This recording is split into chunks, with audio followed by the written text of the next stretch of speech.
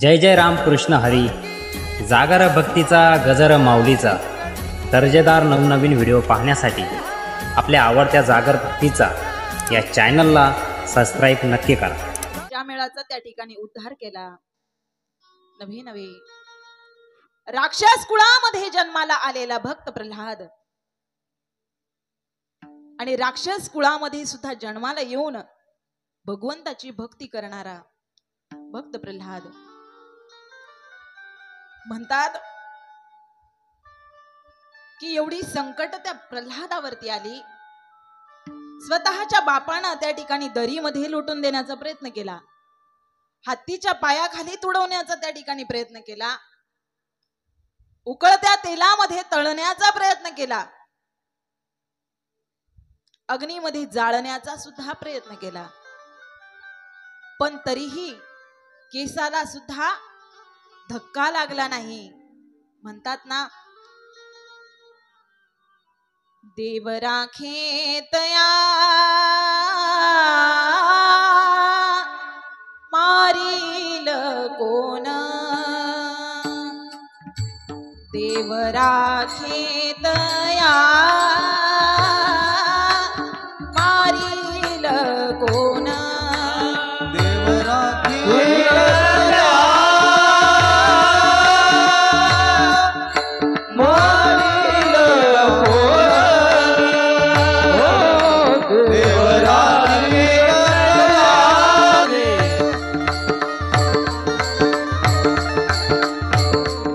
गोपाल कृष्ण भगवान की जय. देव राखे तया मारील कोण, न मोडे काटा हिंडतावण, जाको राखे साया मार सके ना कोय. ज्याचं भगवंतानं स्वतः रक्षण करायचं ठरवलंय ना, मग कुणी कितीही विचार करू द्या, त्याच्या केसाला सुद्धा धक्का लागू शकत नाही. आणि ज्या दिवशी भगवंतानं आपल्याला मारायचं ठरवलं त्या दिवशी कुणीही त्या ठिकाणी आपल्याला वाचवू शकत नाही. म्हणून त्या भगवंताचे आपल्यावरती अनंत उपकार आहेत. भक्त प्रल्हादाला अनेक संकटांमधून त्या ठिकाणी भगवंतानं वाचवलं आणि वाचवून त्या ठिकाणी भगवंतानं त्या भक्त प्रल्हादाचं उद्धार केला. आपण कालच्या कथेमध्ये श्रवण केलं. आज श्रीमद भागवत महापुराण कथेचा आजचा 4था दिवस आहे आणि 4थ्या दिवसाच्या कथेला आज आपण प्रारंभ करत आहोत. या कथेला सुरुवात करत असताना राजा परीक्षिती शुकदेवजी भगवान त्यांना त्या ठिकाणी प्रश्न विचारताय, महाराज, आम्ही राक्षस योनीमध्ये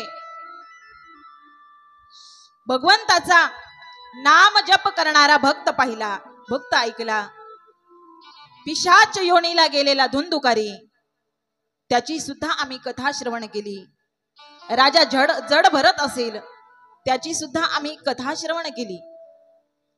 आम्ही सर्व मानव जातीचा जो काही भक्त वर्ग आहे सर्व भक्तांच्या कथा श्रवण केल्या. पण महाराज, असा कोणी भक्त आहे का की तो प्राणी आहे, आणि जर तो प्राणी भक्त जर भगवंताचा असेल तर त्याची कथा कृपा करून तुम्ही आम्हाला सांगावी. त्यावेळी शुकदेवजी भगवान गजेंद्र नावाच्या हत्तीची त्या ठिकाणी कथा सांगताय.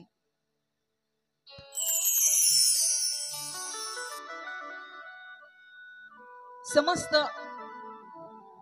क्षीरसागराच्या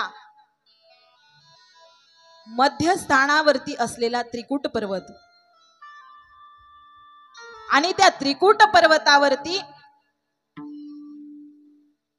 सुंदर सुशोभित केलेलं वृक्षांनी त्या ठिकाणी एक सरोवर आहे.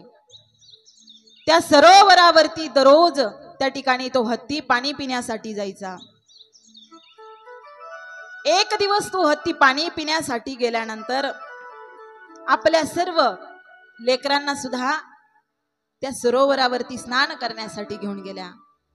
आपल्या पत्न्यांना सोबत घेऊन गेला आणि तिथे जाऊन उन्मत्त असलेला तो गजेंद्र मस्ती करू लागला, आनंद घेऊ लागला. तो हाती अगदी शुभ्र होता. त्याच्या केवळ सुगंधानं आजूबाजूला असलेले हिंस्र पशु पक्षी घाबरून पळून जात होते. सिंहादी पशु पक्षी लांब पळून जात होते केवळ सुगंधानं. आणि असा असलेला तो गजेंद्र त्या सरोवरामध्ये स्नान करतोय. आपल्या लेकरांना जवळ घेतलंय. आपल्या हातीची छोटी छोटी पिल्लं आणि आपल्या पत्न्या त्या हाती सोबत आहेत. सुंदर असं नयनरम्य वातावरण आहे. पशु पक्ष्यांचा किलबिलाट त्या ठिकाणी सुंदर अशा प्रकारे. नयनरम्य वातावरणामध्ये त्या गजेंद्रानं हातीच्या सोंडेमध्ये पाणी घ्यावं आणि आपल्या पत्नीवरती शिंपडावं. कधी पाणी घ्यावं आणि आपल्या पिलांवरती शिंपडावं. सुंदर अशी क्रीडा त्या ठिकाणी चालू आहे.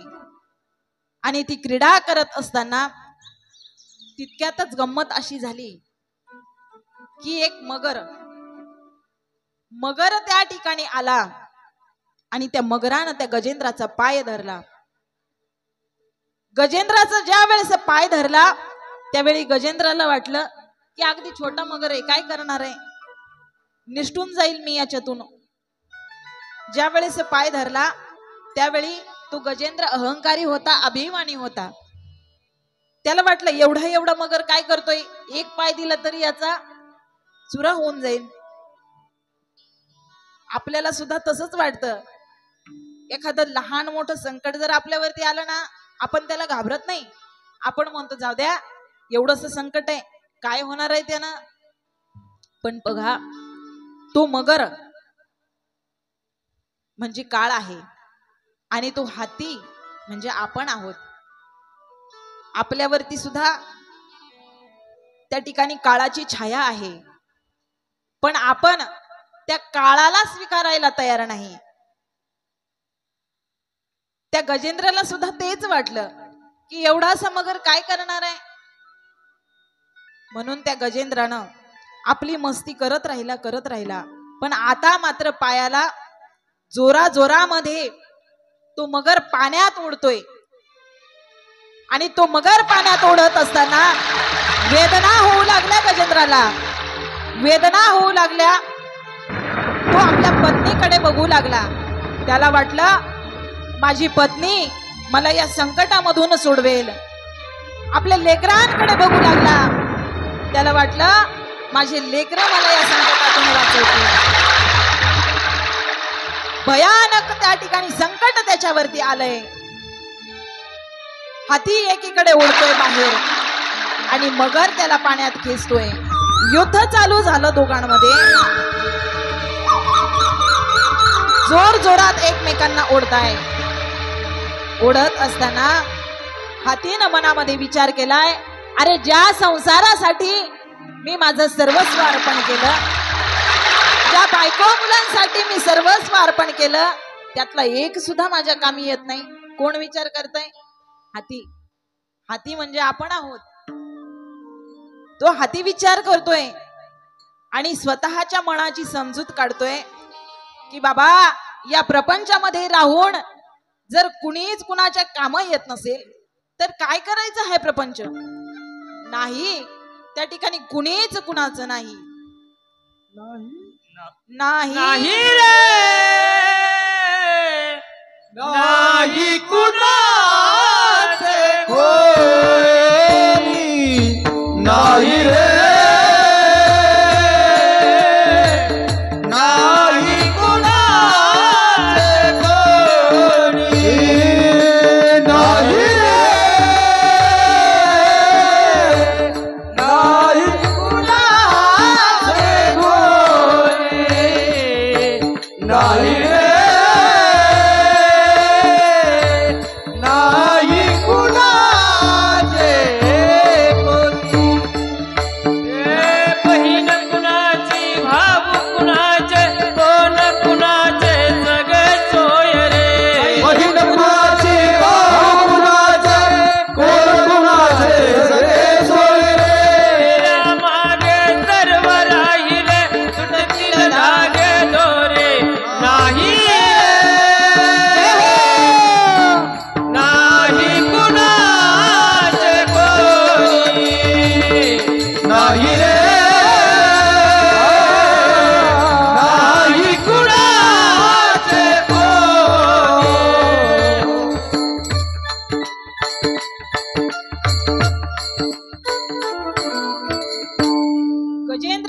करतोय.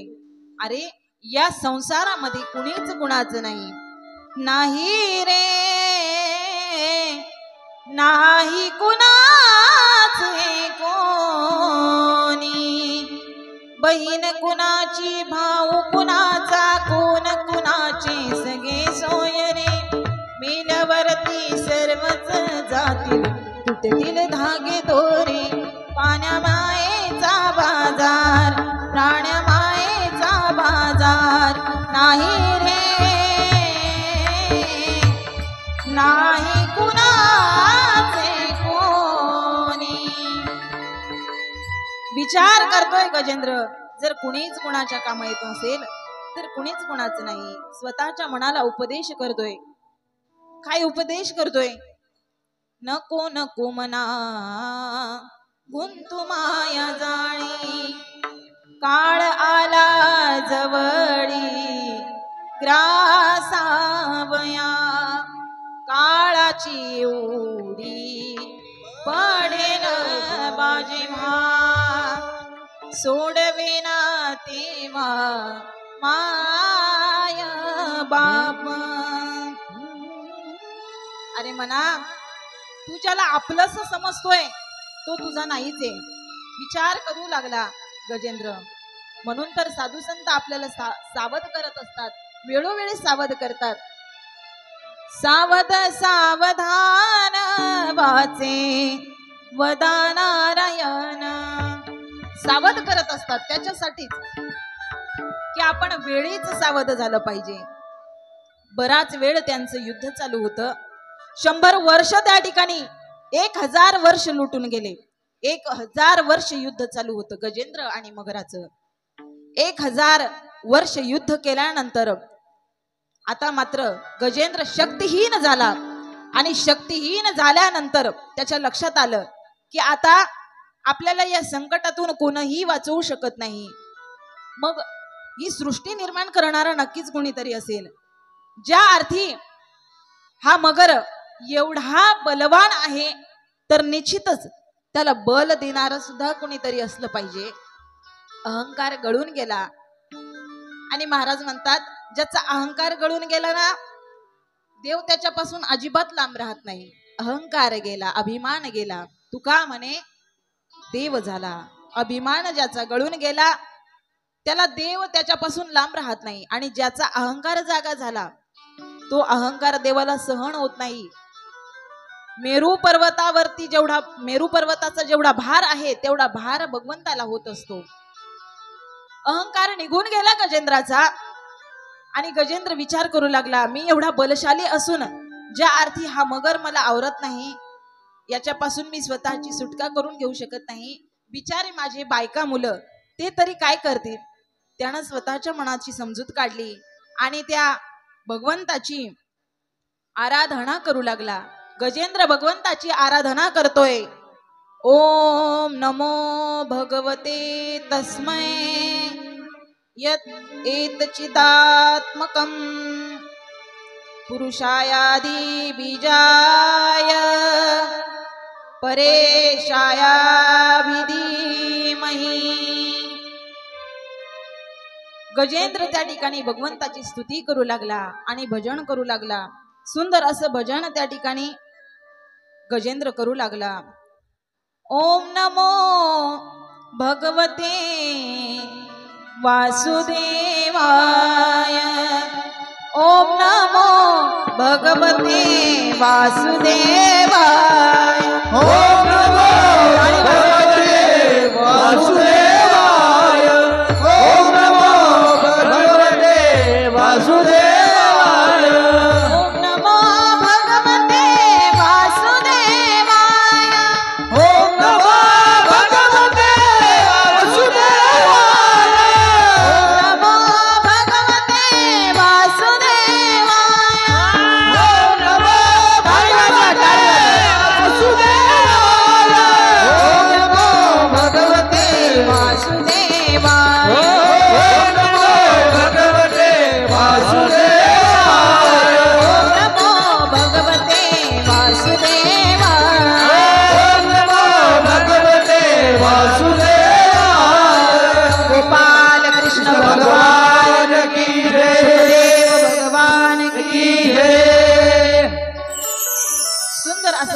त्या ठिकाणी गजेंद्र करू लागला आणि त्यानं विचार केला की जे जगाचं कारण मूळ आहे ते भगवंत या ठिकाणी माझं रक्षण करतील. आता तुका म्हणे तुझ सोडवे ना कोणी एका चक्र पाणी वाचून या. आता मला या संकटातून ज्यानं हे विश्व निर्माण केलंय ना तो भगवंत, फक्त आणि फक्त तो भगवंतच मला या संकटातून सोडवेल. स्तुती करत होता त्या ठिकाणी आणि स्तुती करता करता भगवंतानं त्याची स्तुती ऐकली आणि स्तुती ऐकल्यानंतर ते पद्मनाभ त्या ठिकाणी प्रकट झाले. प्रकट झाल्याबरोबर आपलं सुदर्शन चक्र त्या मकरावरती फेक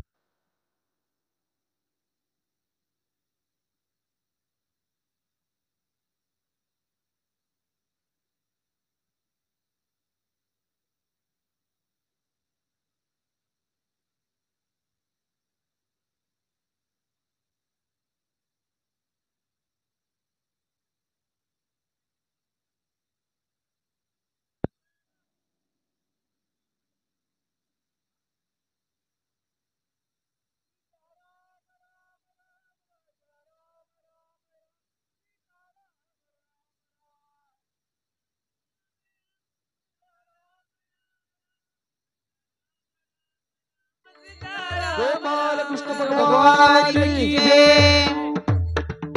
स्तुती करू लागला त्या ठिकाणी भगवंत येऊन, पद्मनाभ भगवंत येऊन त्या ठिकाणी आपलं सुदर्शन चक्र काढलं आणि त्या मकराला फेकून मारलं.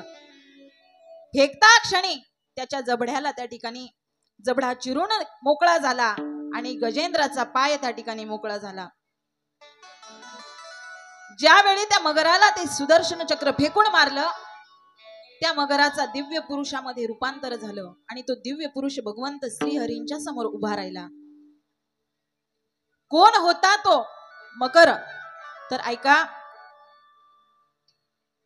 गंधर्व हो नामक गंधर्व त्या ठिकाणी तो मगर होता.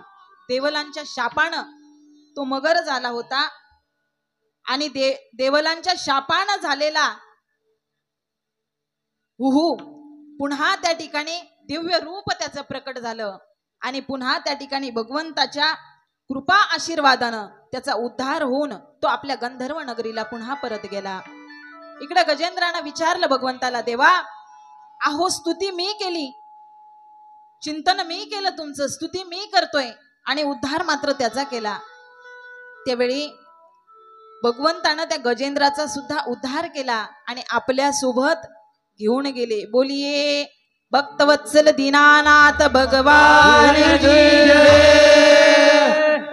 अशा प्रकारे त्या गजेंद्राचा उद्धार भगवंतानं केला आणि नामे गजेंद्र तारिला, नामे गजेंद्र तारिला, नामे गजेंद्र तारिला, नामे गजेंद्र तारिला.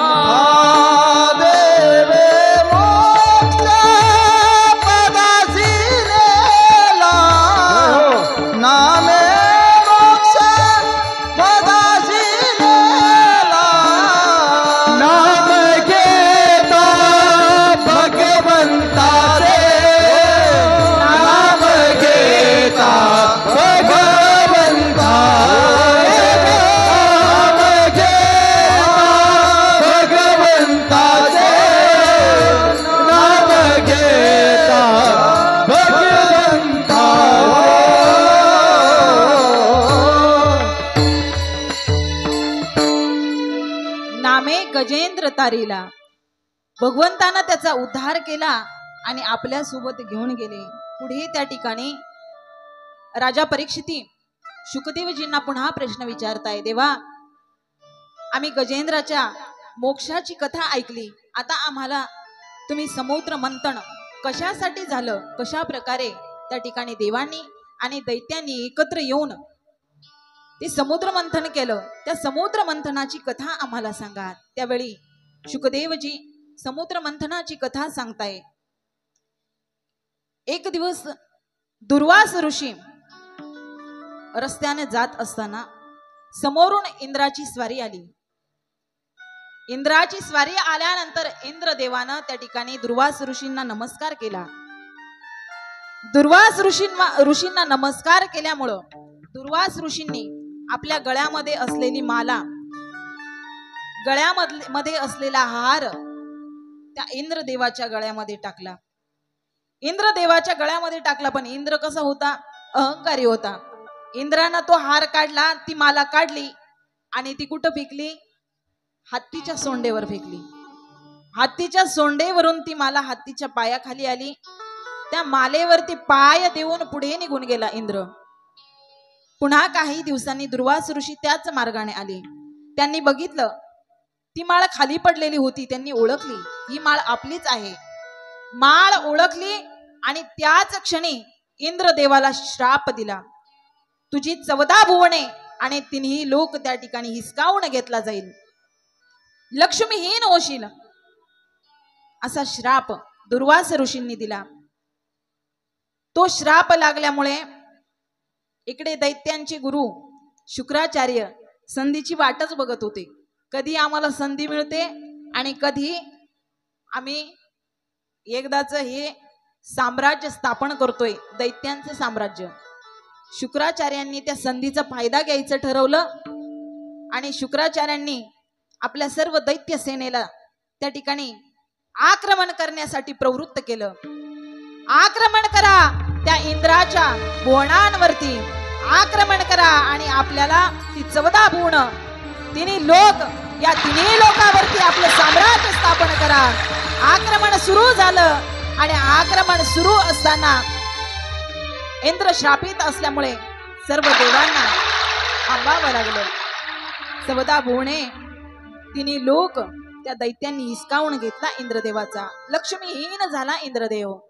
गयावया करू लागला आणि गयावया करत भगवंताकडे गेला. भगवान विष्णूंना प्रार्थना करू लागला. देवा, सर्व देव भयभीत झाले आणि त्या ठिकाणी भगवान विष्णूंकडे गेले. भगवंता, आमचं रक्षण करा, आम्ही फार भयभीत झालेलो आहोत, आता आम्ही काय करू? भगवान विष्णूंनी सांगितलं, आता इंद्र श्रापित आहे आणि श्रापित इंद्र जर असेल तर आपल्याला काहीच करता येणार नाही.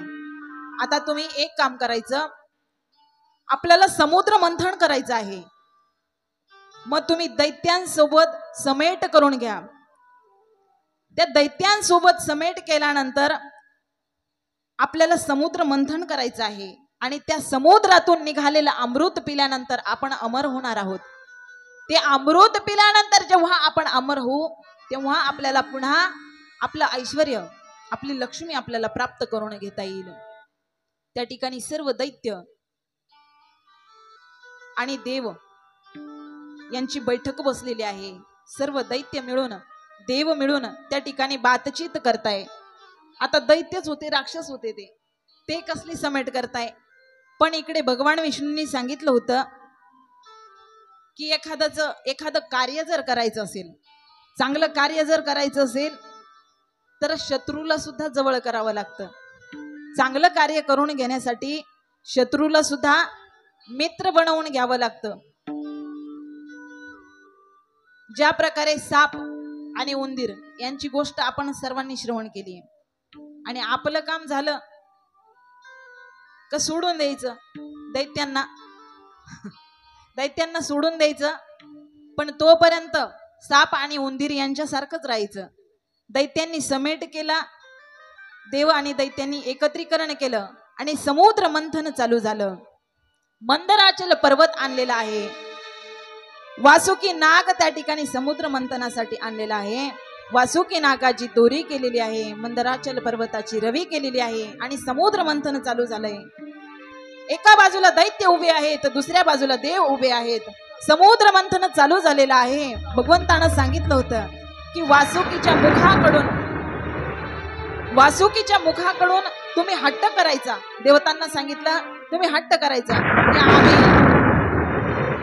आम्ही वासुकीच्या मुखाच्या बाजूने राहू. कुणाला सांगितलं? दैत्यांना, देवांना. देवांनी हट्ट केला दैत्यांसमोर, मुद्दाम हट्ट केला, आम्ही वासुकीच्या मुखाकडून राहणार. आता ते दैत्यच होते, भरमिष्ट झालेले होते. त्यांनी विचार केला नक्कीच यांच्या मुखाच्या बाजूने काहीतरी फायदा असला पाहिजे, म्हणून तर देव एवढा आग्रह करताय. देवांचा ज्या अर्थी आग्रह आहे त्या अर्थी मुखाच्या बाजूने काहीतरी फायदा होणार आहे. दैत्य म्हणाले अजिबात जमणार नाही. आता साम्राज्य कोणाचं आहे? आमचं आहे. 14 भुवन 3 लोक कोणाच्या ताब्यात आहे? आमच्या ताब्यात आहे. मग मुखाकडून कोण राहणार? आम्हीच राहणार. मान्य केलं देवतांनी. सर्व दैत्य मुखाकडून आले वासुकीच्या. मंथन पुन्हा सुरू झालं. पुन्हा मंथन करताय.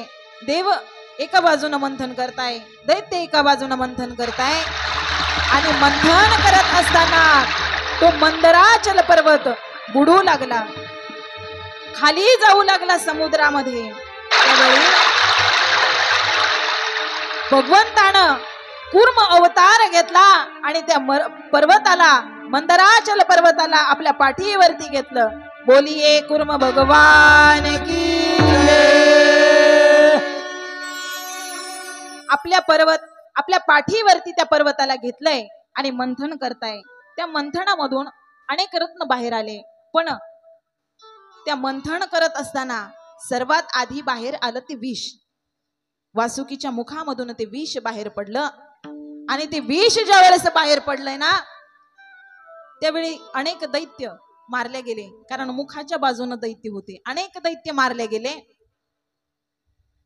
आणि मंथन चालू असताना ते जे विष निघालं, मग एवढं हलाहल विष आहे, ते कुणाला द्यायचं हा प्रश्न सर्वांना पडला. देव आणि दैत्य ते विष घ्यायला तयार नाही. मग त्यावेळेस भगवंतानं सांगितलं, आता तुम्ही भगवान भोलेनाथांची आराधना करा. भगवान भोलेनाथांची आराधना सुरू झाली.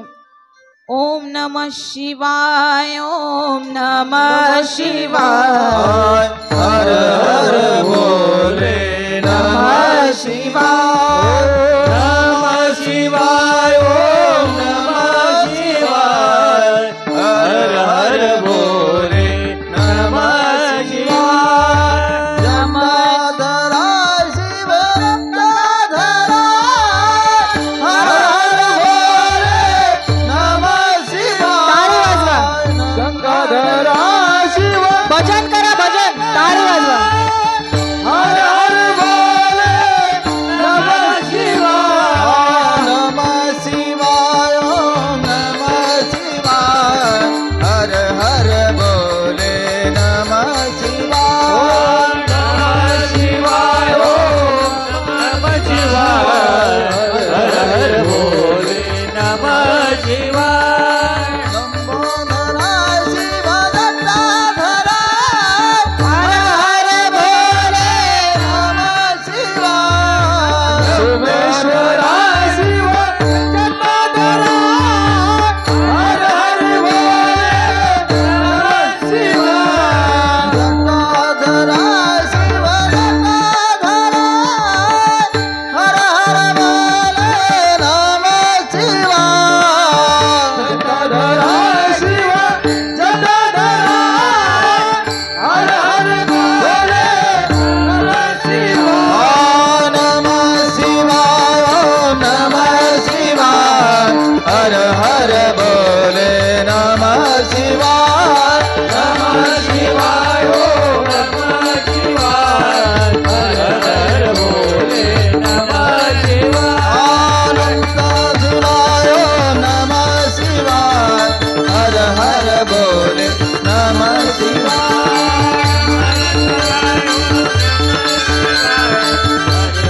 पार्वती पते हर हर गोपाल कृष्ण भगवान की जय.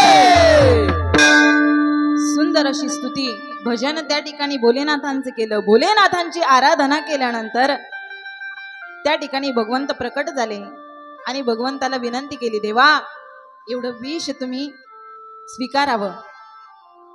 त्यावेळेस माता पार्वती सांगताय, अहो वेडे झालेत का?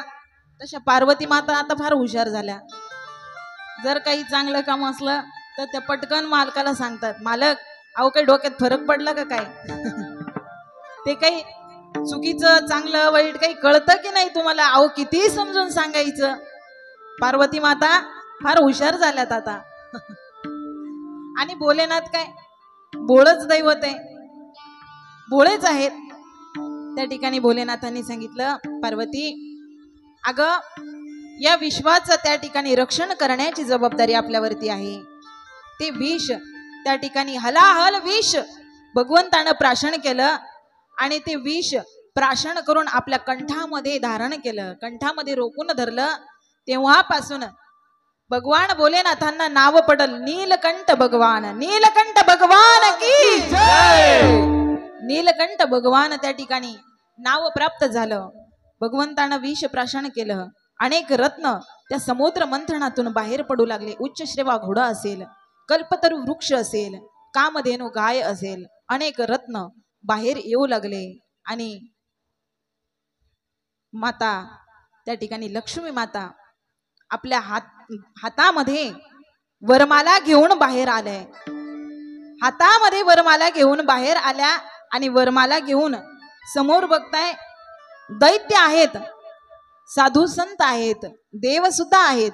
की वरमाला नेमकी कोणाच्या गळ्यात घालावी? साधू संतांकडे बघितलं. साधू संतांसमोर वरमाला घेऊन गेल्या आणि गळ्यात माळ घालावी. पण संत कसे आहेत?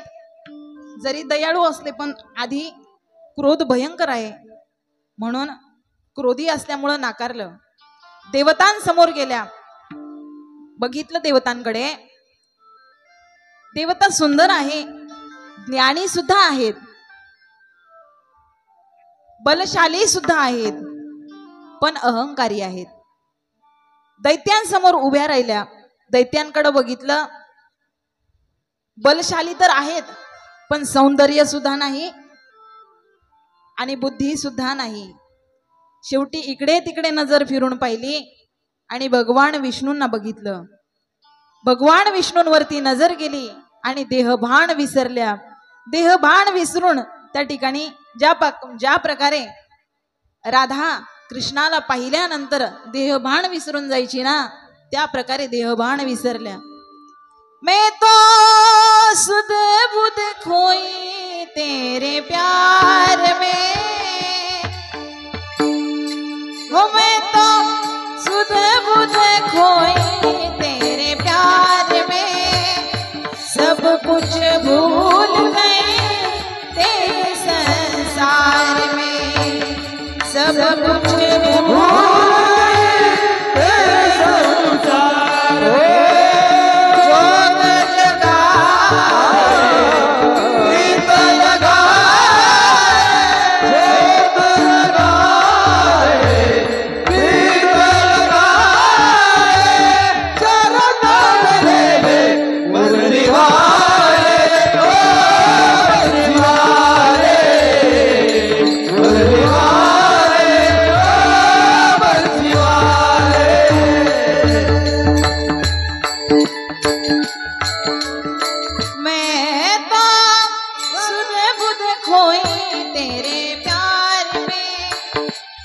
कुछ भूल गए तेरे संसार में, जोग जगा दे प्रीत लगा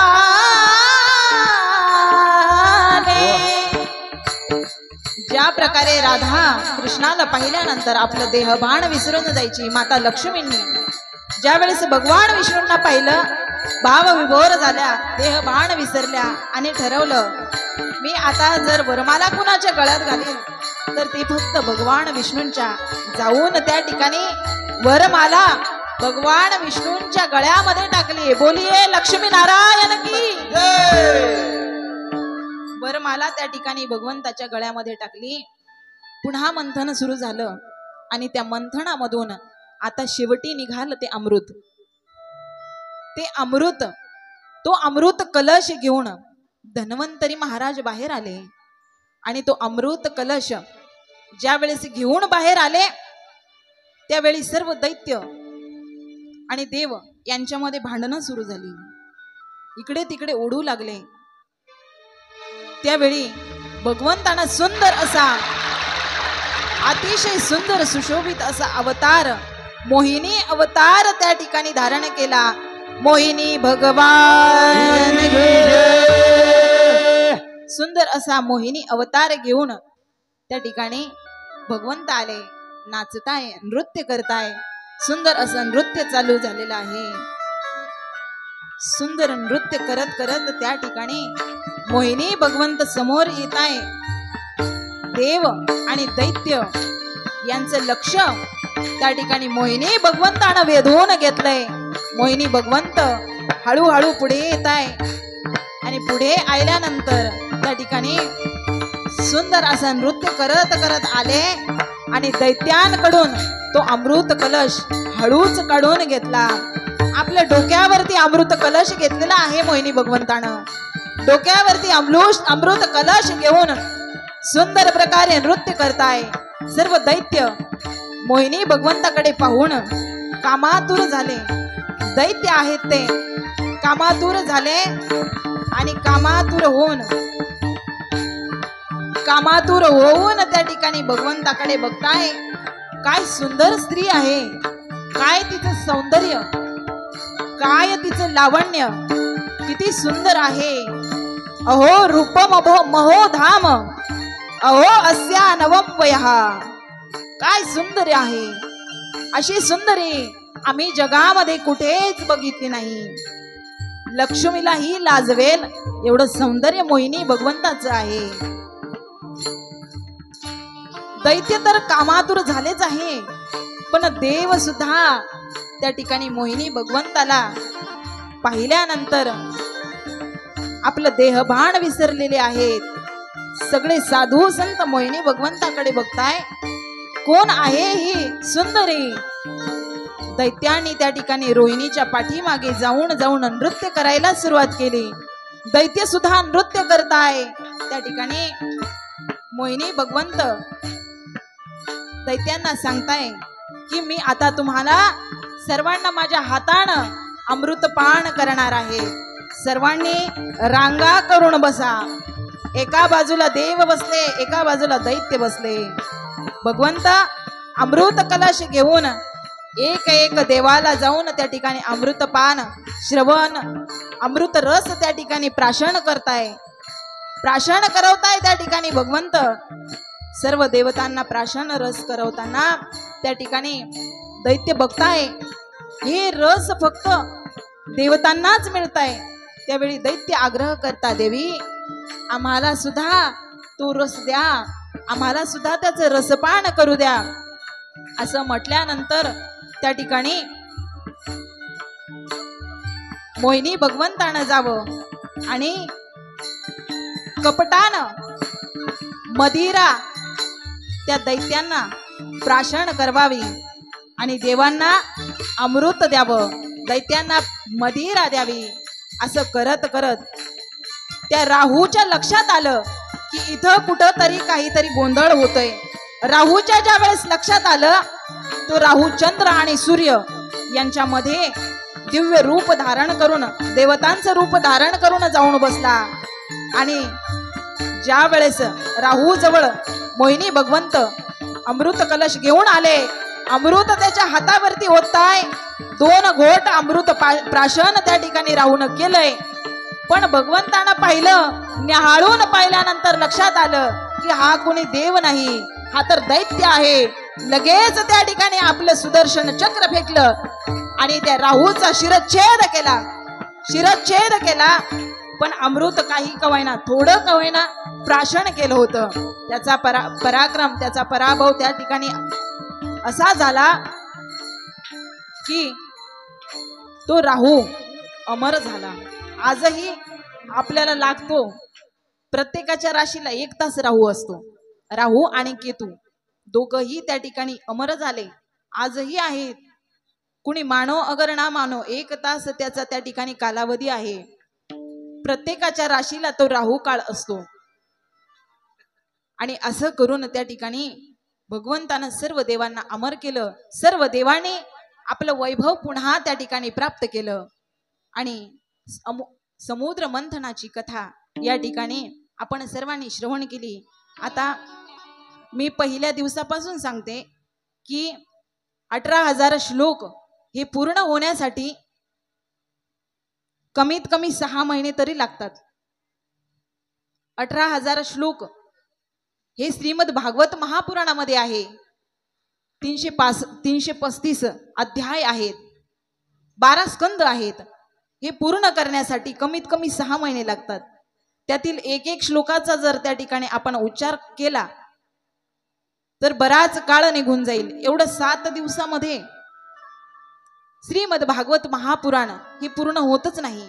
पण आपल्याला ज्या प्रकारे जसा जसा गाभा घेता येईल त्या प्रकारे आपण पहिल्या दिवसापासून अतिशय आनंदानं ते रसपान तो गाभा घेण्याचा प्रयत्न या ठिकाणी करतोय. या ठिकाणी अनेक अवतार भक्तांसाठी भगवंताने घेतले. त्यातला एक अवतार वामन अवतार भगवंताचा आहे, बटू अवतार. वामन अवतार का घेतला तर ऐका, या भूतलावरती कलीचं राज्य होतं. कली हा पूर्वजन्मी एक डाकू होता आणि तो दररोज रस्त्याने येणाऱ्या जाणाऱ्यांची लुटमार करायचा आणि त्यांच्या जवळ असलेली संपत्ती त्या ठिकाणी हिसकावून घ्यायचा ती संपत्ती. पण एक दिवस त्या ठिकाणी रस्त्यानं जात असताना त्यानं एक पुण्याचं काम केलं. ते म्हणजे असं की जंगलामध्ये शिकारीला जात असताना त्याला अंधार पडला आणि मुक्काम पडला.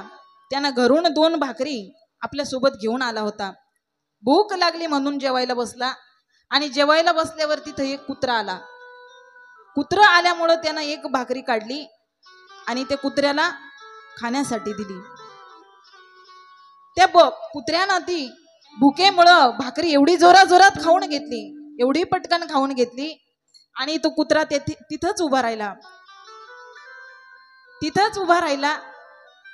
त्या बलीनं पाहिलं की याला अजूनही त्या ठिकाणी भूक बाकी आहे.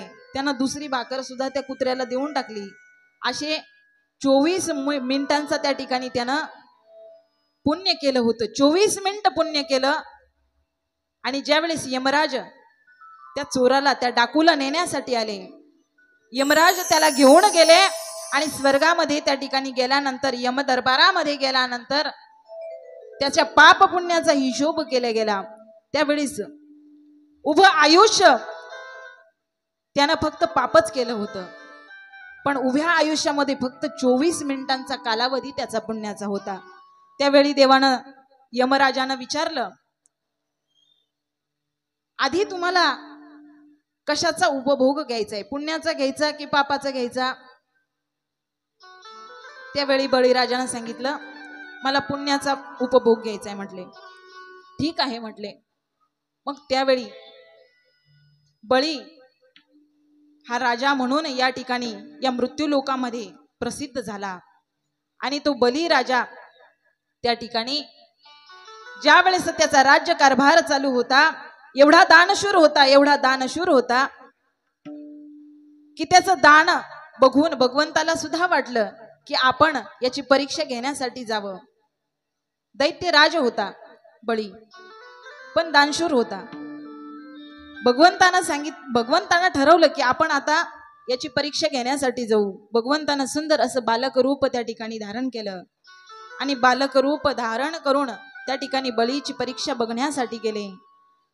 राजा दानशूर असल्यामुळं बटू अवतार घेऊन त्या ठिकाणी भगवंत आले आहे. त्वं बटू वामनम दृष्ट्वा मोदमाना महर्षयः कर्माणि कारया मासुहा पुरस्कृत्य प्रजापतीम. त्या ठिकाणी भगवंत बटू अवतार घेऊन राजाच्या दरबारामध्ये त्या ठिकाणी आले आणि काहीतरी भिक्षा द्या म्हणून मागू लागले. काय भिक्षा देऊ त्या ठिकाणी राजानं विचारलं.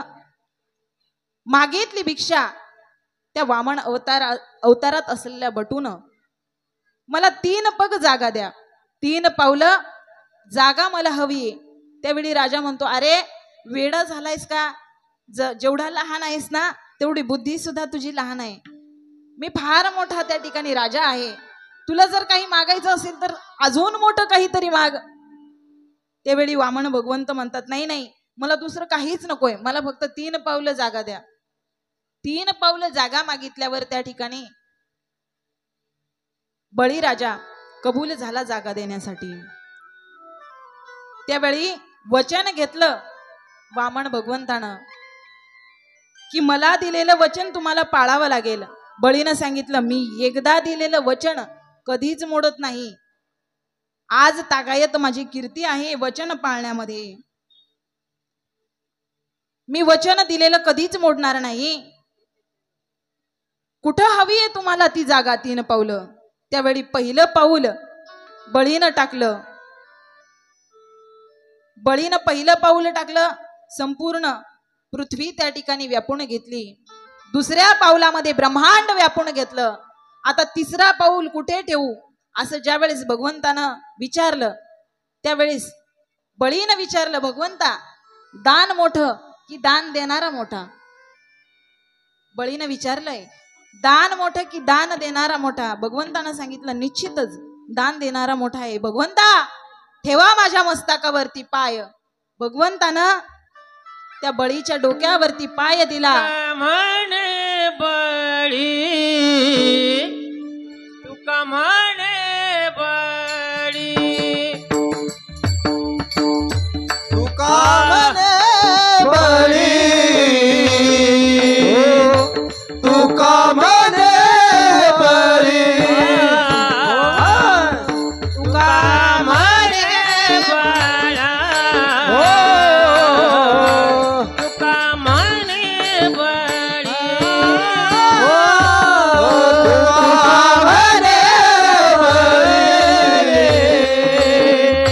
तुका म्हणे बळी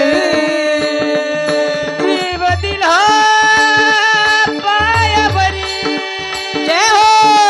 दिला पाया तळी तुका म्हणे बळे तुका म्हणे बळे जय हो जय हो. तुका म्हणे बळे तुका म्हणे बळे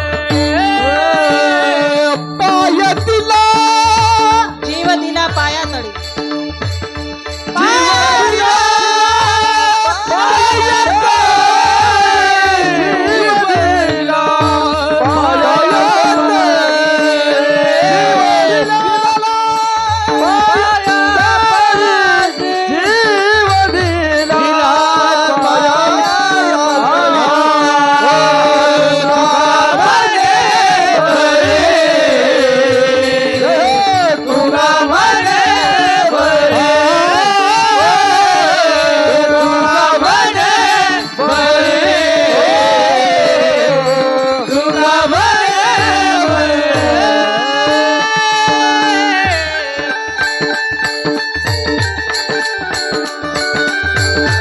वाह वाह क्या बात आहे गणेश भाऊ वा. टाळी वाजवा.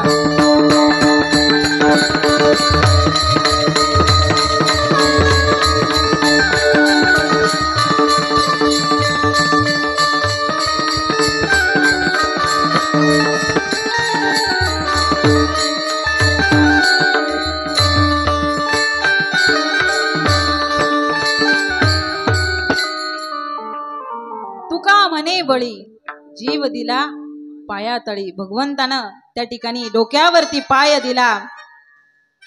तरी भाव बळे बळी प्रबळू तेने देव केला द्वार पाळू. भगवंतानं डोक्यावरती पाय दिला. बळी पाताळामध्ये गेला आणि बळी एक श्रेष्ठ राजा होता, दयाशूर दानशूर होता, धर्मनिष्ठ होता. म्हणून स्वतः भगवंतानं त्याचा द्वारपाल होऊन त्या ठिकाणी भगवंतानं बळीची त्या ठिकाणी द्वारपालकी केली. लक्ष्मी माता ह्या बळीची बहीण झाल्या. पुढे प्रभू श्री रामचंद्रांच्या जन्माच्या अगोदर अनेक पिढ्या अगोदर त्या ठिकाणी प्रभू श्री रामचंद्रांच्या वंशामध्ये राजा सगर होऊन गेला. त्या सगर राजाला 2 पत्न्या होत्या, एक केशिनी आणि एक सुमती. केशिनी आणि सुमती या 2 पत्न्या त्या ठिकाणी सगर राजाला होत्या. अनेक वर्ष गेले पण मुलबाळ होत नव्हतं. म्हणून भृगु ऋषींची सेवा केली. भृगु ऋषी त्या ठिकाणी प्रसन्न झाले आणि भृगु ऋषींनी आशीर्वाद दिला की तुम्ही अनेक पुत्रांचे पिता व्हाल. असा आशीर्वाद मिळाल्यानंतर काही वर्षानंतर एका पत्नीपासून 60,000 पुत्र त्या ठिकाणी सगर राजाला झाले आणि दुसऱ्या पत्नीपासून एक असमंजस नावाचा पुत्र त्या सगर राजाला झाला. आणि सुंदर असा त्या ठिकाणी राज्यकारभार चालू आहे. पण एवढे दुष्ट पुत्र त्या ठिकाणी सगर राजाच्या वंशामध्ये जन्माला आले. ज्यावेळी सगर राजानं राजसूय यज्ञ त्या ठिकाणी करण्याचं ठरवलं, त्या यज्ञामध्ये जो घोडा होता तो इंद्रदेवानं पळवला. का पळवला? कारण याचा जर यज्ञ पूर्ण झाला तर आपलं इंद्रपद जाऊ शकतं. म्हणून त्या ठिकाणी इंद्रानं तो घोडा पळवला. पण पळवून तो कुठं? कपिल मुनींच्या आश्रमामध्ये ठेवला. तो घोडा पळवून कपिल मुनींच्या आश्रमामध्ये एक वृक्ष होता, त्या वृक्षाला तो घोडा बांधून ठेवला. आणि इकडे त्या वृक्षा शेजारीच कपिल मुनी तपश्चर्या करत होते. सगर राजाला त्या ठिकाणी घोडा दिसला नाही म्हणून आपल्या पुत्रांना आज्ञा दिली, जा आपला तो जो घोडा आहे तो घेऊन या, कुणी नेलाय त्याचा शोध करा. सर्व 60,000 पुत्र आणि असमंजस त्या ठिकाणी सर्वजण तो घोडा शोधण्याचा प्रयत्न करताय. घोडा शोधत असताना शोधता शोधता त्या ठिकाणी पृथ्वीचं खोदकाम त्यांनी चालू केलं. खोदकाम चालू केलं आणि खोदकाम करत असताना शेजारीच पाहिलं की कपिल मुनींच्या आश्रमामध्ये एक घोडा बांधलेला आहे. त्यांना राग आला. असं वाटलं की कपिल मुनींनी तो घोडा चोरून आणलाय. कपिल मुनींनी घोडा चोरून आणलाय म्हटल्यावर त्या ठिकाणी कपिल मुनींशी त्या ठिकाणी वाद करू लागले.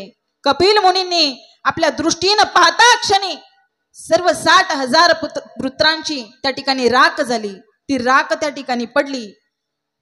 बराच काळ झाला, आपले पुत्र परत येत नाही, घोडा सुद्धा परत येत नाही.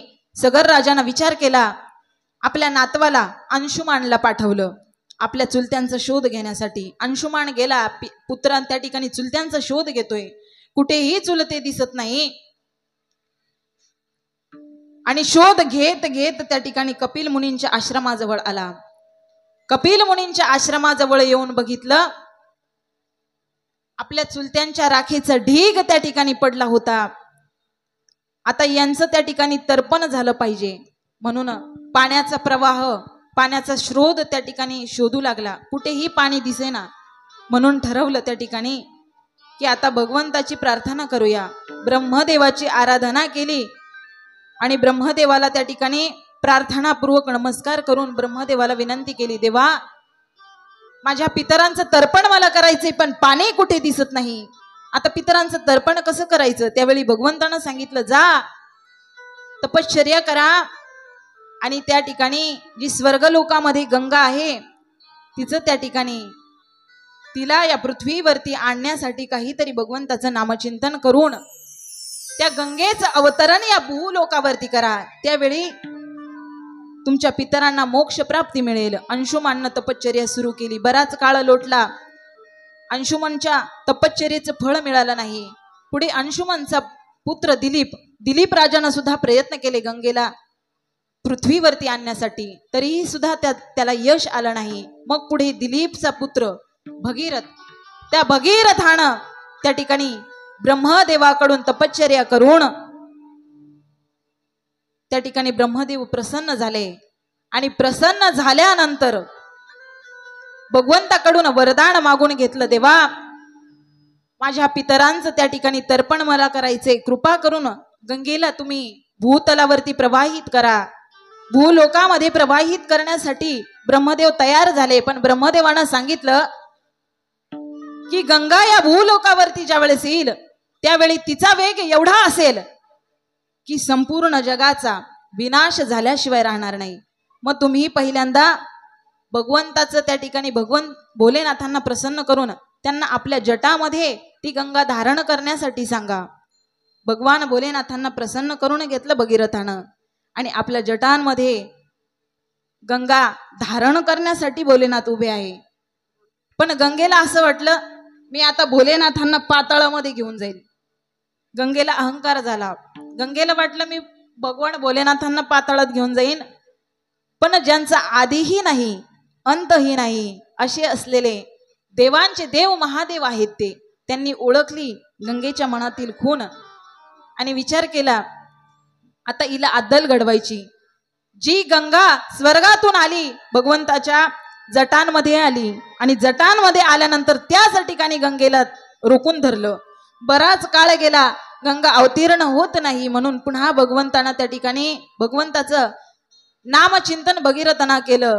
भगवान भोलेनाथांची त्या ठिकाणी विनंती करून पुन्हा गंगेला प्रवाहित केलं. 7 दिशांनी त्या ठिकाणी सात प्रवाह गंगेचे त्या ठिकाणाहून प्रवाहित होऊ लागले. 3 प्रवाह पूर्वेला, 3 पश्चिमेला आणि 1 प्रवाह त्या ठिकाणी भगीरथाच्या पाठीमागे जाऊ लागला. आणि भगीरथाच्या पाठीमागे जाऊन आपल्या पितरांचा उद्धार त्या भगीरथानं करून घेतला. या ठिकाणी सुंदर असं गंगा अवतीर्ण कथा आपण सर्वांनी श्रवण केलीये. आता आपला त्या ठिकाणी अगदी थोडा वेळ राहिलाय, आपल्याला अजून भगवंताचा अवतार कार्य सुद्धा करून घ्यायचंय. म्हणून सर्वांनी आता सज्ज बसायचे आणि झाकी तयार आहे ना. या ठिकाणी भगवंताच्या अवतार कार्याला पुढे सुरुवात होते. अतिशय आनंदामध्ये कंस आपल्या बहिणीची वारात घेऊन मथुरेच्या बाहेर येतोय. खूप आनंद त्या कंसाला झालाय. चुलत बहीण आहे कंसाची देवकी माता, पण तरीही एवढा आनंद तिच्या वरातीचा, एवढा आनंद तिच्या लग्नाचा. स्वतः त्या ठिकाणी सारथी झालाय देवकी माता आणि वसुदेवजी यांचा स्वतः सारथी झालाय आणि रथ घेऊन जातोय. रथ घेऊन जात असताना त्याच वेळी आकाशवाणी झाली आणि त्या आकाशवाणीनं सांगितलं कंसा, अरे ज्या बहिणीचा एवढा आनंद तू साजरा करतोय, ज्या बहिणीसाठी सारथी झालायस ना, त्याच बहिणीचा 8वा पुत्र तुझा वध करण्यासाठी जन्माला येणार आहे. काळ बनवून तो येणार आहे. त्यावेळी आनंदाचं वातावरण शोकाकुलमय झालं.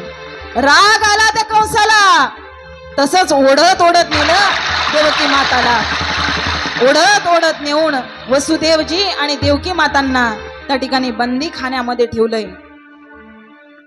देवकी माता, वसुदेवजी आणि देवकी माता यांना कंसानं ओढत आणलंय आणि त्या ठिकाणी आपल्या बंदी काण्यामध्ये ठेवलंय. जोपर्यंत देवकी माता आणि वसुदेवजी येत आहे तोपर्यंत आपण सर्वांनी गोपाल कृष्ण भगवंताचं भजन करायचे. सर्वांनी श्री राधे राधे गोविंद गोविंद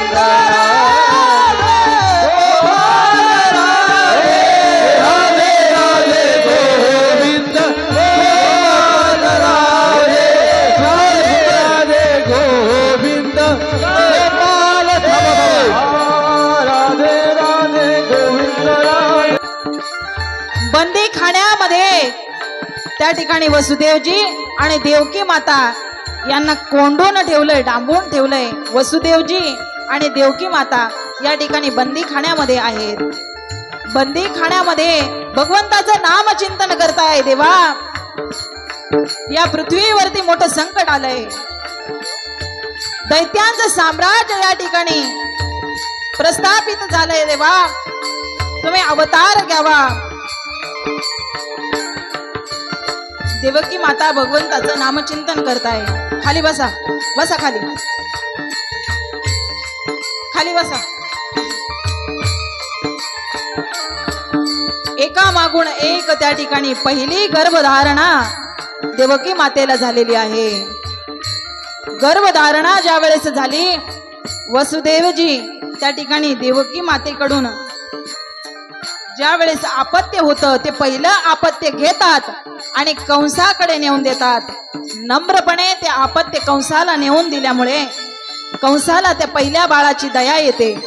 पहिल्या बाळाची दया आल्यामुळं कंसाला असं वाटतंय की आता या पहिल्या बाळानं आपलं काय केलंय, पहिल्या बाळाला सोडून द्यावं. बरं, नारदजी त्या ठिकाणी विचार करताय की याच्याकडून जर 6 बाल हत्या जर करून घेतला नाही तर 7वा अवतार कसा होणार आहे भगवंताचा. सांगितलं, कंसा, अरे कदाचित हा सुद्धा 8वा असू शकतो. तुम्ही काय करा, याला मारून टाका. मारून टाकलं पहिल्या बाळाला. एका मागून एक 6 बालकांची हत्या झालीये आणि आता 7व्या वेळेस त्या ठिकाणी गर्भधारणा झालीये. 6 महिने त्या ठिकाणी 7 महिने पूर्ण झाले. 7व्या महिन्यामध्ये त्या ठिकाणी योग मायेनं तो 7वा गर्भ काढलेला आहे आणि रोहिणीच्या उदरामध्ये नेऊन ठेवला. रोहिणीच्या उदरामध्ये तो गर्भ नेऊन ठेवल्यानंतर त्या ठिकाणी तो गर्भ होता बळीराम दादांचा आणि त्या ठिकाणी बळीराम दादांचा जन्मोत्सव साजरा करण्यात आला. जन्मोत्सव बलराम दादांचा साजरा होतोय. बोलिये बलराम भगवान की जय. 7वा अवतार त्या ठिकाणी भगवंताचा बलराम दादांचा झालाय. आता पुन्हा 8व्यांदा गर्भधारणा झालीये देवकी मातांना. वा, काय तेज आहे की देवकी मातेच्या चेहऱ्यावरच. तेजोमय चेहरा देवकी मातेचा झालाय. बघतोय कंस आणि कंसाण बघता क्षणी भयभीत झाला की आता 8वा तुम्ही 8वा मधुसूदना. म्हणून तर म्हटलंय ना, तुम्ही 8वा मधुसूदना. 8वा अवतार ज्या वेळेस होणार आहे देवाचा, आता तो निश्चितच माझा वध केल्याशिवाय राहणार नाही.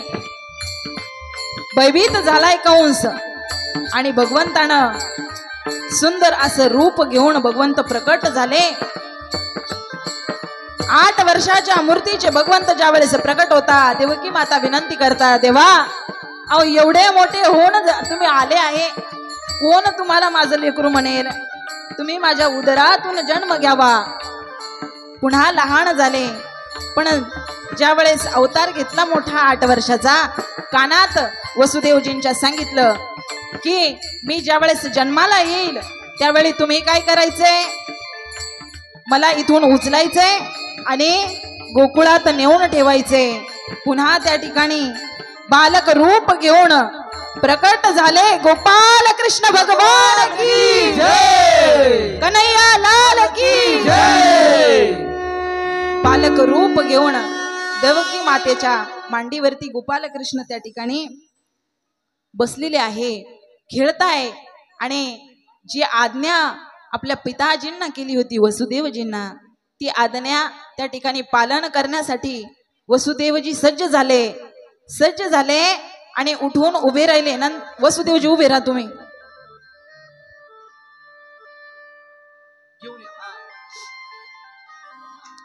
वसुदेवजींनी आपल्या गोपाल कृष्णांना एका पाटीमध्ये ठेवलंय. कशाची होती ती पाटी माहितीये का तुम्हाला? कशाची होती ती पाटी? अहो बांबूच्या बेळूच्या काठ्यांची होती का? कशाची होती?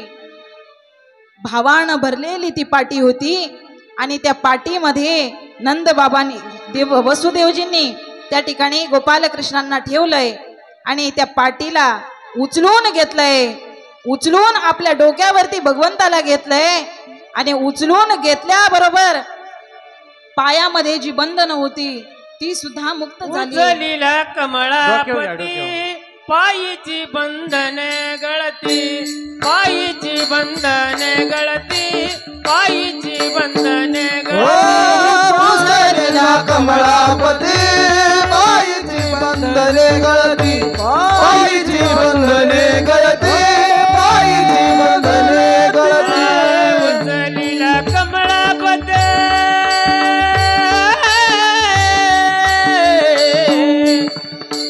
उचलीला कमळापती पायीची बंधने गळती, पायीची बंधने गळती, पायीची बंधने गळती. उचलीता कमळापती पायीची बंधने गळती, उचलीता कमळापती पायीची बंधने गळती, उचलीता कमळापती पायीची बंधने गळती, पायीची बंधने गळती, पायीची बंधने गळती. उचलून आपल्या डोक्यावरती धारण केलंय भगवंताला, डोक्यावरती टोपली ठेवलीये, डोक्यावरती टोपली ठेवा. आणि भगवंताला वसुदेवजींनी आपल्या डोक्यावरती घेऊन वसुदेवजी हळूहळू त्या ठिकाणी निघाले आहे. कुठं निघाले? गोकुळाच्या दिशेनं निघाले. मंद मंद घराला, नंदाच्या घराला, मजने गोकुळाला, मजने गोकुळाला. मंद मंद पाऊस पडतोय. नंदाच्या घराला, नंदाच्या घराला, मजने गोकुळाला. विजांचा कडकडाट होतोय. मंद मंद पाऊस पडतोय. वसुदेवजी आपले बालक घेऊन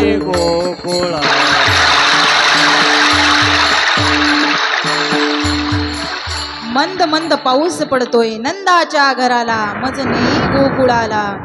हळूहळू वसुदेवजी त्या ठिकाणी घेऊन निघाले.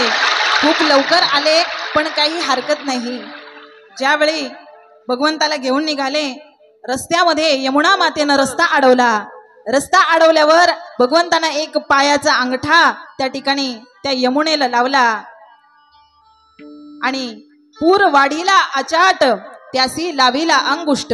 अंगठा लावल्याबरोबर पुराचं पाणी कमी झालं आणि वसुदेवजी गोकुळात गोपालकृष्णांना घेऊन आले. गोकुळामध्ये घेऊन आल्यानंतर त्या ठिकाणी यशोदा मैयाच्या त्या ठिकाणी जवळ पलंगावरती शयनावरती गोपालकृष्णांना ठेवून देताय. यशोदा मैया चला, देवकी माता तुम्ही जा आता. सर्व निद्रास्त असलेले, सर्व निद्रेमध्ये आहे. यशोदा मैया सुद्धा निद्रेमध्ये आहे.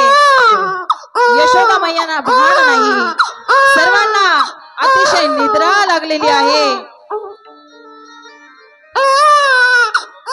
निद्रेमध्ये असताना भगवंतानं विचार केला, अरे मी काही सामान्य बालक आहे का? अरे अवतार कार्य माझं आज या ठिकाणी प्रागाट्यकरण झालंय. सर्वजण शांत आहे, सर्व गोकुळ शांत आहे. आता एक युक्ती केली पाहिजे. मी रडायला सुरुवात केली पाहिजे. भगवंतानं रडायला सुरुवात केली. यशोदा मैया घ्या गोपालकृष्णांना जवळ, खाली ठेवून द्या, जवळ घ्या यशोदा मैया त्यांना. रडताय गोपालकृष्ण. आनंद झाला यशोदा मैयाला. गोपालकृष्ण भगवान की, नंद कन्हैया लाल की. यशोदा मैयाला आनंद झालाय, नंद बाबांना आनंद झालाय आणि आनंद नंद बाबा साजरा करताय. सांगू कुणाला आज आनंद झाला. आज आनंद साजरा करा. नाचायचं त्याने, सांगू आनंद साजरा करायचंय. उठा सर्वांनी नाचायचंय, नृत्य करायचंय. भगवंताचा जन्म झालाय.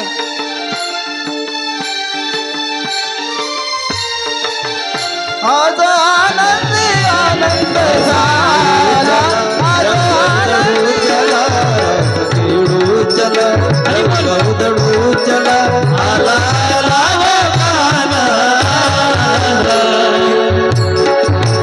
किती सांगू मी सांगू कुणाला आनंद झाला सगळ्या गोकुळवासियांना.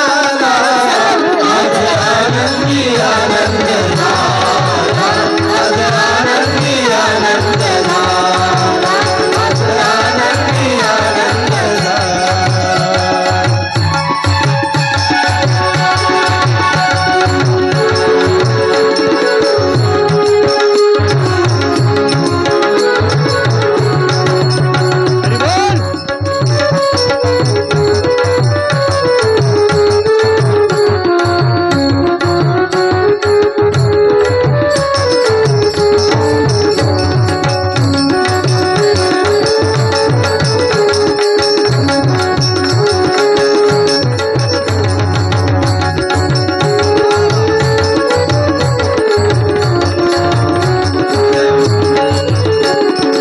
अष्टमीच्या रात्री वायुलेच्या काठी गोकुळ अवतरले गोड हसू गालात काजू लावता जन आज खऱ्या अर्थानं गोकुळ नगरी साजरी होते या ठिकाणी. यमुनेच्या काठी गोकुळ विसरले गोड हसू गालात काजू गावतालात पैजण थरथरले काना दिसतो उठून गोपी आल्या नटून काना दिसतो उठून गोपी आल्या नटून नगरवडीया सुंदर केला आज आनंदी आनंद आज आनंदी आनंद झाला आज आनंदी आनंद झाला आज आनंदी आनंद झाला.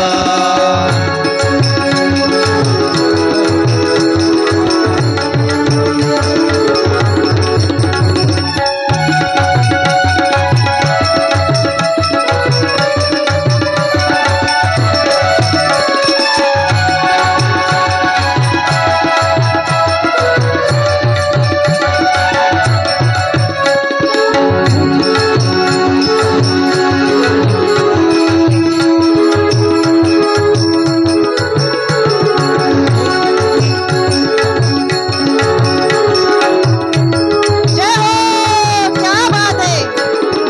मूर्ती अशी साजरी ग ओठावरी बासरी बुलंदले स्वरा सतरती कोणी म्हणा गोविंद कोणी म्हणा गोपाळ आला नावे किती कोणी अशी साजरी ग ओठावरी बासरी बुलंदले संगती कोणी म्हणा गोविंद कोणी म्हणा गोपाळ आला नावे किती रोज खोड्या करून तो प्रभावे रमून रोज खोड्या करून तो प्रभावे रमून सर्वांच सकाळी बाबाला आज आनंदी आनंद झाला आज आनंदी आनंद झाला आज आनंदी आनंद झाला.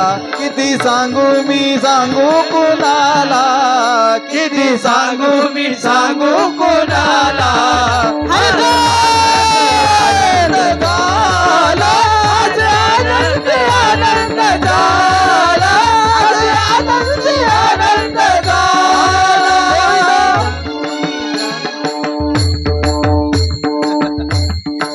गोपाल कृष्ण भगवान की जय. पाळण्यामध्ये टाका गोपालकृष्णांना. काढा खाली पाळणा ठेवा. पाळण्यामध्ये टाका. बसा बसा खाली बसा सर्वांनी खाली खाली बसून बसा घ्या. सर्वांनी.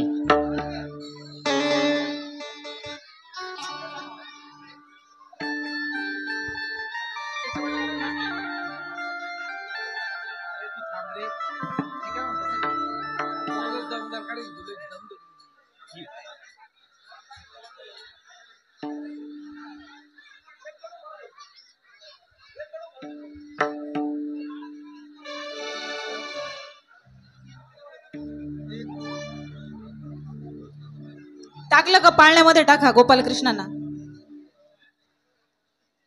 या वर या. आज या ठिकाणी आपल्या कथेला भेट देण्यासाठी आपल्या येवला तालुक्याचं भूषण आमचे ग्रामस्थ हरिभक्त परायण गणेश भैया आणि त्यांचे सर्व मित्र परिवार या ठिकाणी उपस्थित आहे. सर्वांसाठी एकदा जोरदार टाळ्या वाजवा एकदा. त्याचबरोबर आमचे माऊली महाराज सुद्धा या ठिकाणी उपस्थित आहे. महाराजांसाठी सुद्धा टाळ्या वाजवा. पाळण्यामध्ये टाका.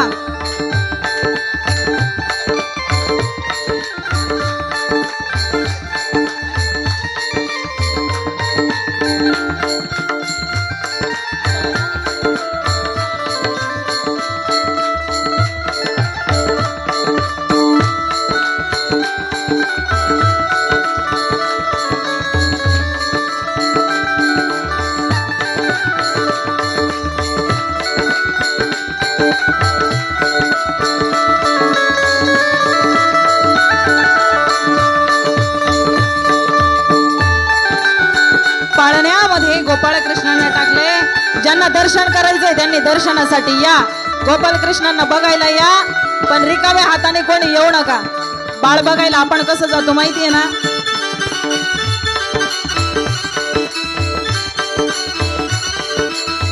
गोपालकृष्णांचं प्रागट्यकरण झालंय. सर्व गोकुळामध्ये आनंद झालाय. गवळणी एकमेकींना सांगताय, अहो काय आनंद आहे, काय आनंद आहे.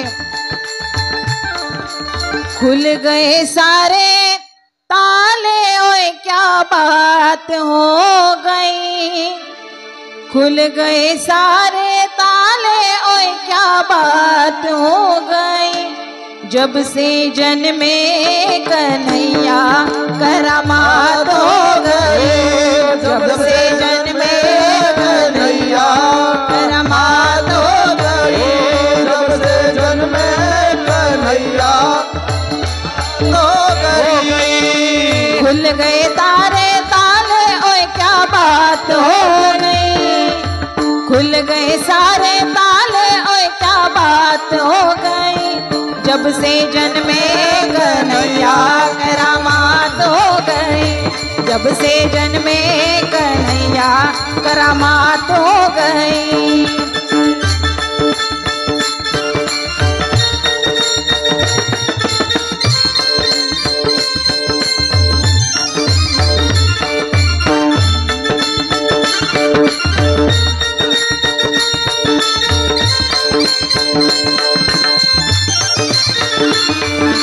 था बंदी खाना जन्म लिए काना था द्वापर का ये जमाना. था बंदी खाना जन्म लिए काना था द्वापर का ये जमाना. था बंदी खाना जन्म लिए काना था द्वापर का ये जमाना. पावन घोर अंधेरा कैसी रात हो गई. पावन घोर अंधेरा कैसी रात हो गई. जब से जन्मे कन्हैया करामात हो गई. जब से जन्मे कन्हैया करामात हो गई.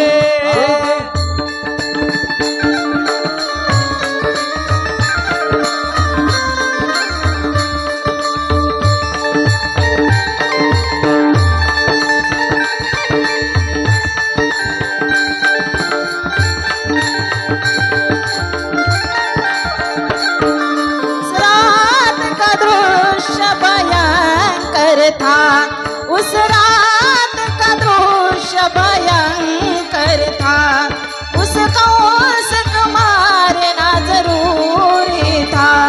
उसको उसको मारने का डर भी था. बादल छाए उमड़ाए बरसात हो गई. बादल छाए उमड़ाए बरसात हो गई. जब से जन्मे कन्हैया करामात हो गई. जब से जन्मे कन्हैया करामात हो गई.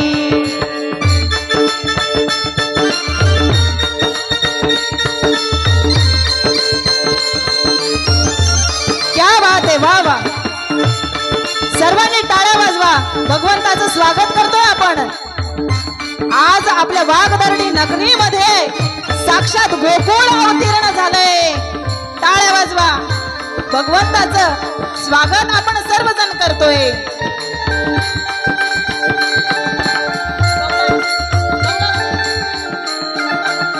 गवळणी एकमेकींना सांगताय काय आनंद आहे। कोणी नाचताय, कोणी गाताय, गुडिया तोरणे करती कथा, गाती गाणे, एवढा आनंद आमच्या गोकुळामध्ये आहे। सर्वजण आनंद घेत आहे। आमच्या दादांसाठी जोरदार टाळ्या होऊ द्या। क्या बात आहे।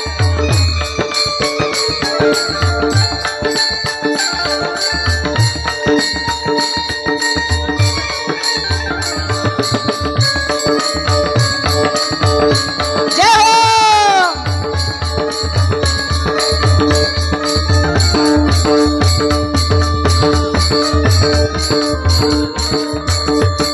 गोपाल कृष्ण भगवान की जय। गवळणी एकमेकींना आनंदाच्या बातम्या देऊ लागल्या। काय बातम्या देत आहेत? गवळणी एकमेकींना सांगताय ही गवळण, ही गवळण मनती गवळणी लाल पुत्र यशोदेशी झाला। ही गवळण, ही गवळण मनती गवळणी लाल पुत्र यशोदेशी झाला। गवळण, गवळण महिला मंडळ तुम्ही पण नाचू शकता बरं का, नाचू शकता तुम्ही। एक धावे एक पुढे एक वाट, प्रसाद वाटताय हातामध्ये प्रसाद। एक पुढे एक वाट झुंड वडे, एक धावे एक पुढे एक वाट झुंड वडे, एक धावे एक पुढे एक वाट झुंड वडे। ही गवळण मनती गवळणी लाल पुत्र यशोदेशी झाला। ही गवळण, ही गवळण मनती गवळणी लाल पुत्र यशोदेशी झाला। ऐसी गवळण झाली, नाची झाली गेल गाली। सर्वजण त्या ठिकाणी गवळणी सुंद वाटताय, कोणी साखर वाटतंय, कोणी पेढे वाटतंय, आनंद साजरा करताय। ज्यांनी प्रसाद आणलाय त्यांनी वाटून द्या। ही गवळण, ही गवळण मनती गवळणी लाल पुत्र गवळण, मनती गवळणी लाल पुत्र यशोदेशी। ऐसी गलबल झाली, नाची झाली गेल गाली। ऐसी गलबल झाली, नाची गेल गाली। ऐसी गलबल झाली, नाची झाली गेल गाली। नाची झाली गेल गाली। ही गवळण मनती गवळणी लाल पुत्र यशोदेला। गवळण, ही गवळण मनती गवळणी लाल पुत्र झाला यशोदेला। गोपाल कृष्ण भगवान की जय। बोलो कन्हैया लाल की बाके बिहारी लाल की। ज्यांनी कोणी प्रसाद आणलाय त्या गवळणींनी सर्वांनी प्रसाद द्यायचा आहे सर्वांना। गोपालकृष्णांना प्रसाद ठेवा इथं पहिले।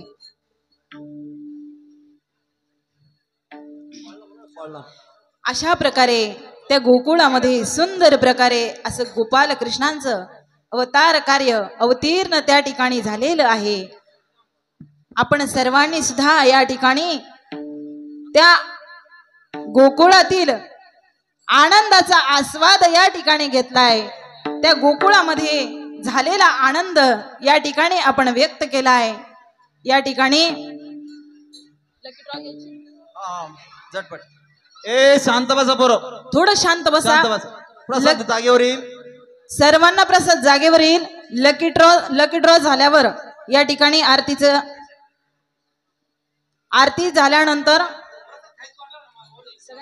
आरतीचे यजमान फिल्टर हाऊस रोड, साल्टे पाटील, पगार पाटील आणि गागरे पाटील, आजच्या आरतीच्या यजमानांनी तयार राहायचं आहे। लकी ड्रॉ झाल्यानंतर त्या ठिकाणी लगेच आरती होणार आहे। पटकन चला। हा मोठे भाऊ काका असतील, संजू मामा झालटे असतील, संतोष मामा झालटे असतील, राजू मामा झालटे असतील, आज या ठिकाणी आपण सर्वांनी भरत भाऊ गोपाल कृष्ण भगवंताचं प्राकट्यकरण साजरं केलंय. भगवंताचा जन्मोत्सव आपण सर्वांनी साजरा केलाय. उद्या ठीक 7 ते 9 या वेळेमध्ये आपल्याला भगवंताच्या काही लीला बघायच्या आहे. ज्या प्रकारे आज मोठ्या आनंदानं आपण उपस्थित राहिला, उद्या देखील एवढ्याच उपस्थितीमध्ये आपण सर्वांनी या ठिकाणी भगवंताचं बाललीला बघण्यासाठी सर्वांनी उपस्थित राहायचे.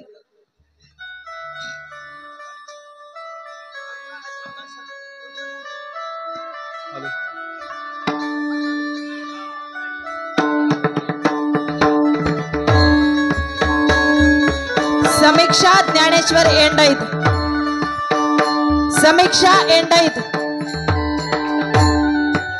समीक्षा चल समीक्षा समीक्षा समीक्षा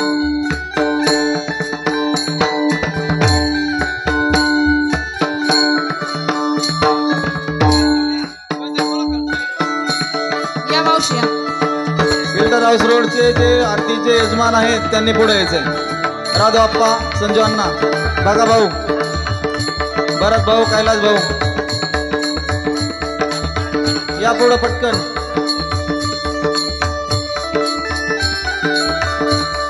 अंकुश प्रकाश उगले, अंकुश उगले, अंकुश प्रकाश उगले. चला सर्वांनी टाळ्या वाजवा.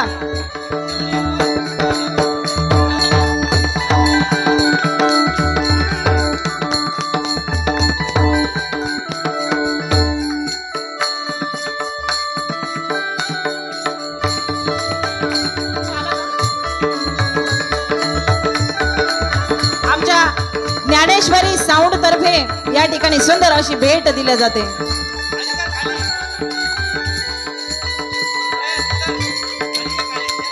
चला चला आरतीचे यजमान चला. चला संजू मामा, चला संजू मामा, संतू मामा, राजू मामा, आरतीचे यजमान लवकर समोर या. चला चला.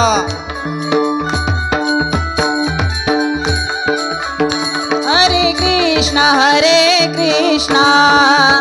कृष्णा कृष्णा हरे हरे, हरे राम राम राम हरे हरे, हरे कृष्णा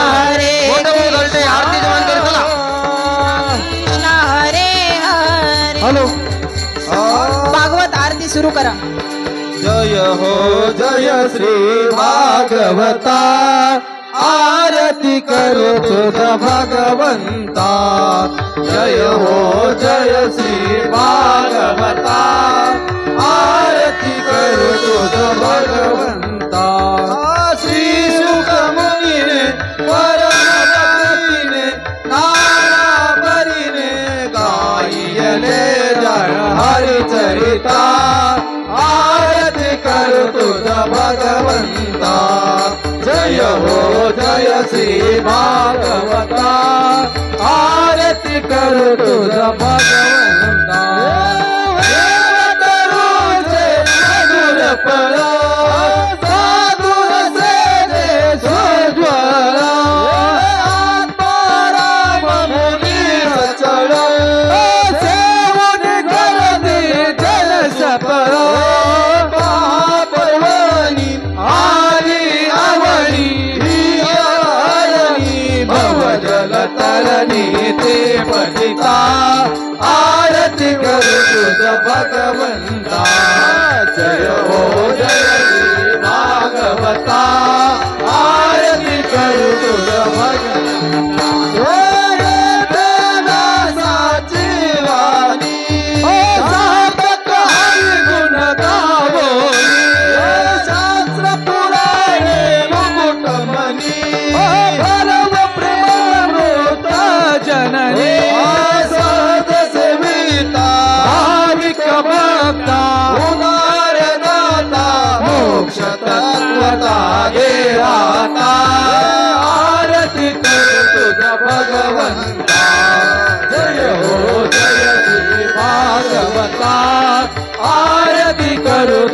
भगवंता गमते जनु मानस तीर्थ द्वादश सोपान युक्त निर्मल भक्त जले भरित सचिते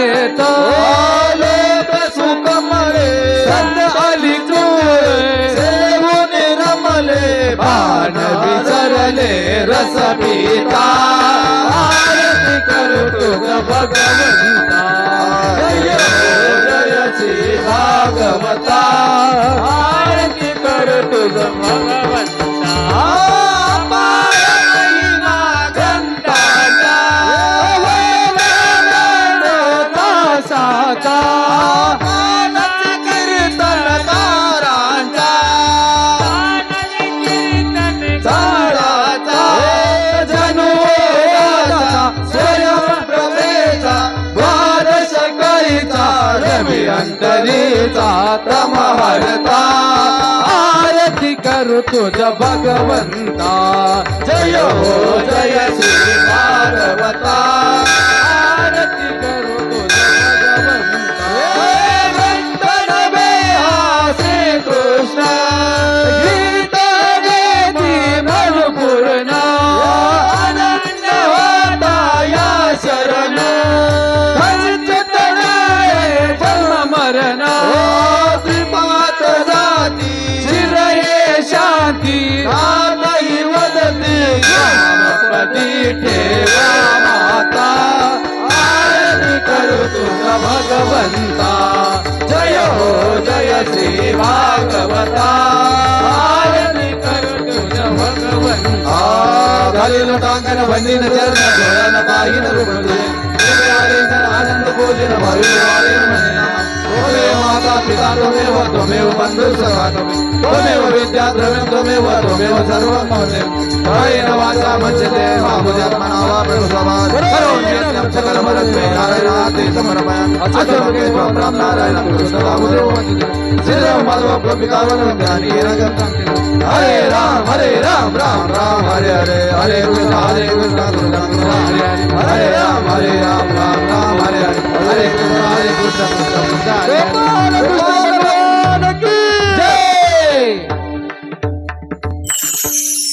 सर्वांना जय हरी. आज आपल्या कथेचा 14 दिवस अतिशय आनंदात उत्साहात